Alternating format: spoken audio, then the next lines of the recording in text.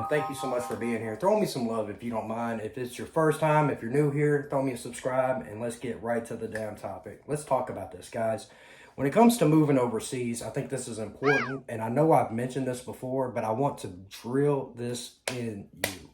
If you've decided to move overseas, if you've decided to move abroad and basically leave the United States, the best piece of advice, the first piece of advice I can give you is to learn the visa-free entry countries when it comes to around the world, if you will. Number one is like Canada, Mexico, all of your Latin American countries like Guatemala, El Salvador, Honduras, Panama, even Colombia. These are visa-free entry countries. Now, this doesn't mean you can go down there for an unlimited, indefinite amount of time, but you need to understand which countries. It's pretty easy just to pretty much show up, get a stamp, and be there for 30, 60, or even 90 days. Some of these countries allow you to stay up to 90 days. For example, when I went to Mexico, they didn't question shit. I went in, they basically was like, how long you gonna be here? I said 21 days, stamp. They didn't even verify it. So with that said, you can go to Mexico with no visa. Now, other than that, most countries are requiring visas. Now, most of your European, your EU countries, UK, France, Germany, Slovakia, Spain, Portugal, all of these nations do not require a visa for the most part. You need to do your homework and check this out. Here's a map. Check this out. These are the countries. The green ones require a visa. The white ones do not require a visa for entry, because this is crucial for you to learn. Because in case you get hemmed up somewhere, wherever you are on the planet, you need to know the first place that you can go without a visa, if you will. New Zealand, you know what I'm saying? Japan, South Korea. This is very important for you to know. So with that said, have a backup plan. For example, I've talked about I am moving to Thailand. The visa program, learning that whole system is not easy. It's complicated. It's complex. There are so many variables that change things. You know what I'm saying? Like if you move one thing, it changes everything else. For example, I'm almost 43 now. Being under 50, I can't get a retirement visa, but I can go there and do tourist visa and have to do visa runs for about 3 years before I can apply for a resident visa, which is going to be kind of a hassle. I got to be straight up. But I could also go there on an education visa, but I have to obviously enroll in some type of program that they deem fit as enough. You know what I'm saying? As enough to approve that, if you will. So it's not easy. When you get visas, for example, in Thailand, you have to prove your income. You have to prove financial stability. Some of them, depending on which level you go with. For example, if you want to go with a Thailand elite visa, you got to have some money.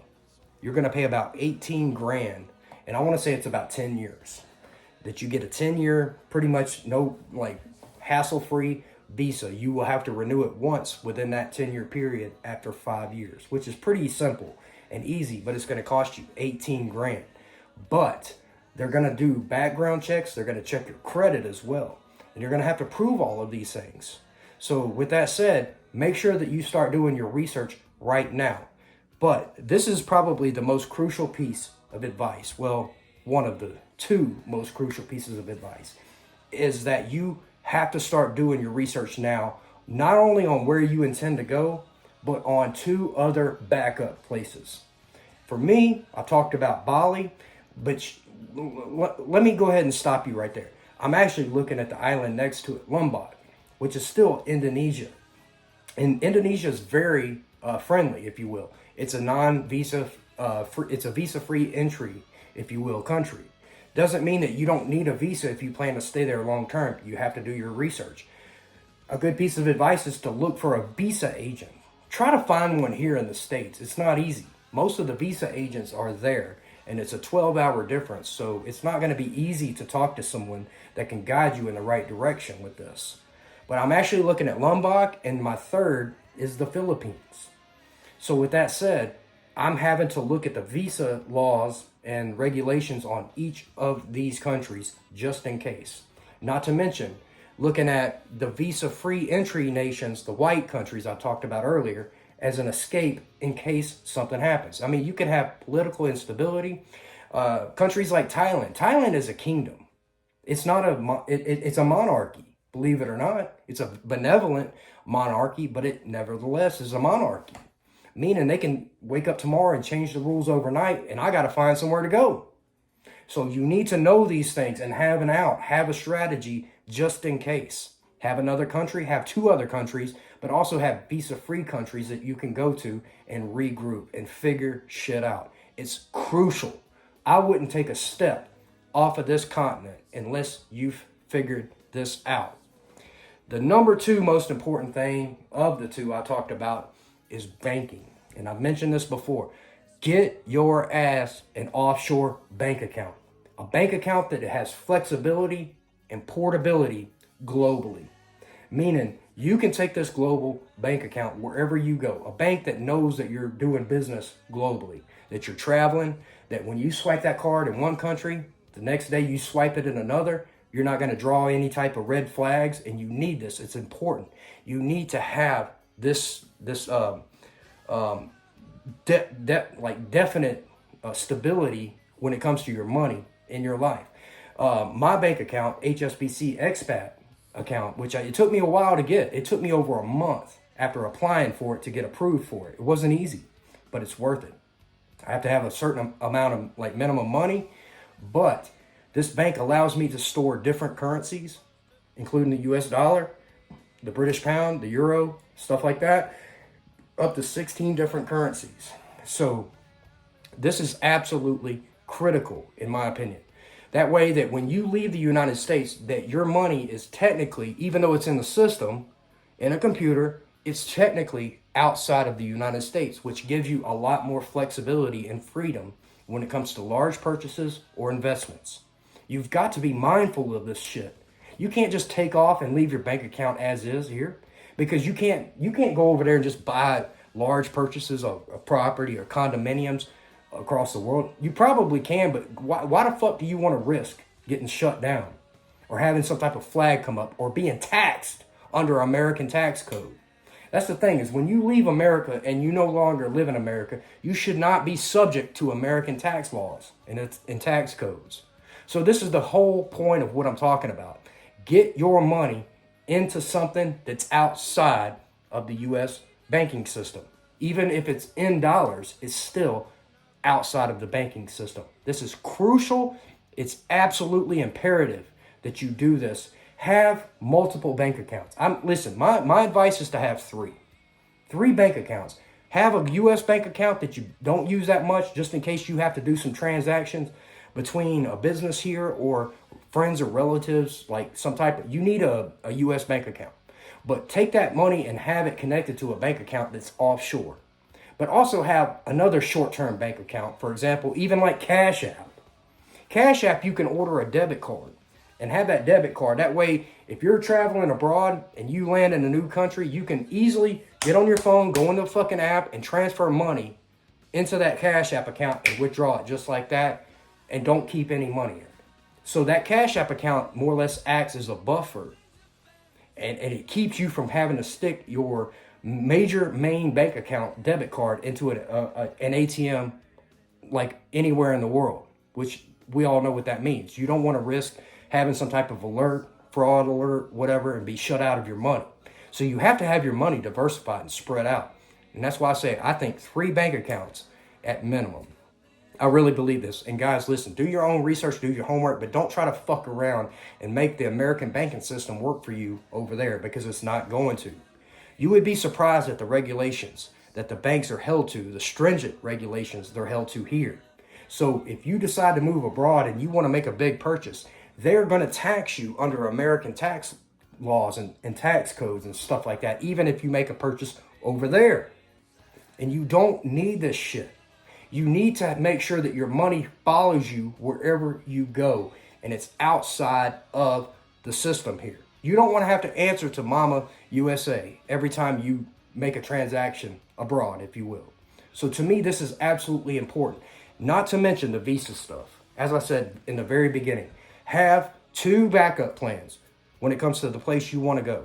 If you have interest in moving somewhere, you can't even tell them. You can't tell the immigration officials that you intend to move there. Like, I can't do that. I can't say, go to the Thai consulate and say, I intend to move here. I can't do that. I have to go there as a tourist. I'm a tourist. I'm a tourist. I'm a tourist. And I'm going to have to basically renew that shit for 3 years before I can apply for a resident visa. Unless I go another route with the education visa. Here's another thing. Let's say you're 50 years old. If you're 50 years old, man, case closed. If you're 50, you can automatically get approved for a retirement visa in Thailand. So it's easy for those who are over 50. It's easy for those who intend on taking some type of courses, like education-wise, if you will. You want to go to college. It's easy for that. But if you want to go as a tourist and try to wing it out and do your visa runs and this and that, they're starting to crack down on this. And the thing is if they catch you doing this, they will blacklist your ass and you won't be allowed to come back in. So going back to that, I've done 2 other countries. That's Indonesia and the Philippines. So with that said, I have to research those laws as well, just to make sure I don't get over there and get jammed up and I can't get out of it. It's important. It's imperative. So have a fucking backup plan, guys.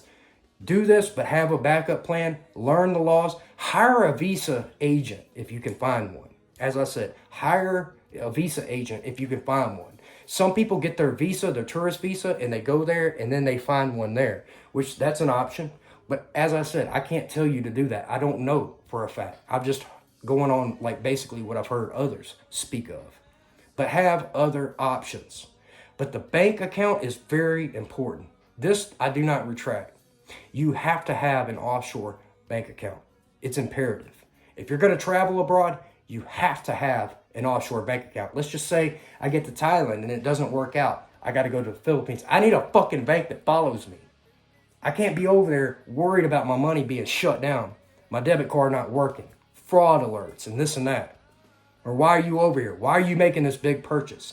I need a bank that understands what I'm doing. A bank that knows why I'm over there. So that's the thing. It's important. Plus, it gets your money necessarily like more or less outside the system. Even though it's in the system, it's not in the U.S. banking system, which holds it to higher stringent regulations. And it prevents you from being able to do a lot of the things that you might want to do when you're over there. So you need to get this ball rolling ASAP. If you intend to move, let's just say it's 2 months, 3 months out, start the fucking process right now. Get on the ball when it comes to like learning the visa systems of the 3 countries you pick, but also go ahead and get that damn bank account. That is imperative because that bank account is going to take at least a month to get approved. But once it happens, it's worth it. There is no better feeling than getting that email. This is your fucking bank account number. This is your SWIFT number. When they send you that email, it's like, yes. It looks like a damn Jason Bourne movie, if you will. But it's safety, it's protection, and it follows you. And it allows you to finally have that portability and flexibility that you're going to be looking for, that you're going to wish you had done, and you're going to be grateful that you had done by the time you decide to leave. So go ahead and get these balls rolling now. Do not hesitate. Do not wait. Do not wait till the last fucking minute. And listen, there's a lot of people that say, oh, you can go there and get a visa on arrival. Yes, you can. But for 30 fucking days with proof of you leaving within that 30 days. So it's best to do this before you leave. You want to get your tourist visa before you leave, at least when it comes to Thailand. Other countries are different. As I said, many countries, going back to the chart I showed you in the beginning, do not require a visa, but you can't stay forever. You can stay for 30, 60, or 90 days, depending on which nation it is. So it's important and imperative to do your homework, to find a fucking agent if you can. With that said, I love you guys. I want you to succeed with this. I want to succeed with this. I'm only talking about my story, my journey, and what I'm dealing with, what I'm going through. Even though I started this process months ago, I am still in the research when it comes to this. There's no such thing as learning too much, because these laws change consistently. They're constantly changing. And guys, there's too many variables that change up, and the worst thing you can do is to fly somewhere and say, I'm going to get a visa on arrival. You land in that country and they say denied and send your ass back. That's the worst thing you can do. Have that visa before you step foot on a fucking plane. Do not wait till you get there and get denied. And they turn around and send your ass right back where you come from. So don't wait. Don't procrastinate. Do not put this off. Get on it right now. Get that bank account.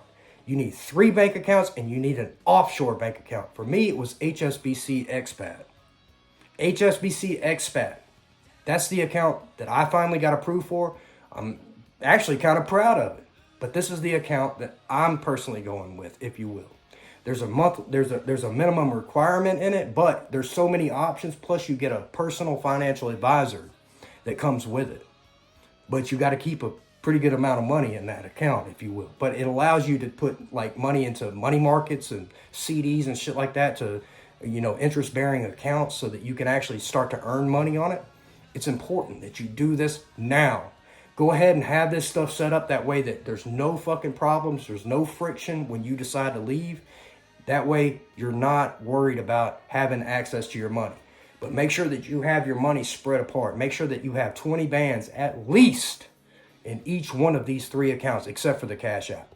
You need 2 accounts with at least 20 bands, and you need one that's pretty flexible that you can put money in and withdraw it from an ATM globally, wherever, whenever. But don't leave money in your Cash App account. That's stupid. But have that Cash App, put the money in there, put it in the ATM, take your money out, case closed, and keep it pushing. I love you guys. I hope this helps. Give me some love if you don't mind. I'll see you guys soon. I'm out of here.